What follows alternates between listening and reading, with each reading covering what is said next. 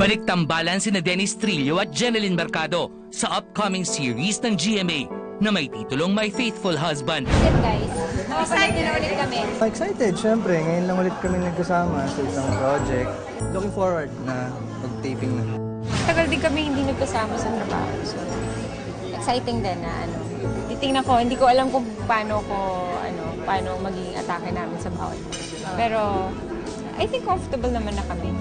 Ngayong madalas na silang magkakasama, posible bang may balikang maganap? Posible naman siguro. Hindi ko alam eh, hindi naman nasusukat yun eh, diba? So, mahirap pangunahan yung mga bagay-bagay. Hindi ko pa din alam.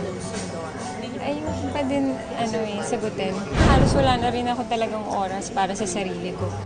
2011 nang mag-break ang magkasintahan. May mga nagbago ba sa isa't isa mula nang maghiwalay sila? Madami, syempre, yung tao habang tumatagal, habang dumadaan yung panahon, marami siya natututunan, maraming nagbabago sa kanya, maraming nagbabago sa ugali niya, sa lifestyle, sa lahat. Lalong gumanda. Kapansin-pansin ang malalagkit na tinginan at kakaibang kilos ng dalawa kapag magkasama. Totoo nga bang ayaw lang nilang aminin para mas maging tahimik ang relasyon nila ngayon? Sino ba naman may gusto ng maggulo na relasyon? Mas maganda yung tahimik para mas may peace of mind. Ever since naman, ganun naman talaga ako. Siguro sa susunod kong relasyon, sana, mas tahimik sana. Naniniwala ba sila sa kasabihang love is lovelier the second time around?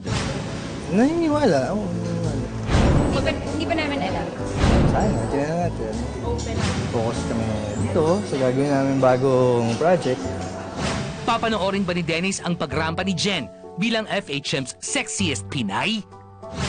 Medyo magulo dun eh, pero bahala na, siguro. Pati ang family ko parang ayokong, syempre first time nila ako makikita na, anak, ano yung suot-suot mo? Yung gano'n, ayoko ng Masaya ako para sa kanya na siya yung naging napili sa FHM na #1.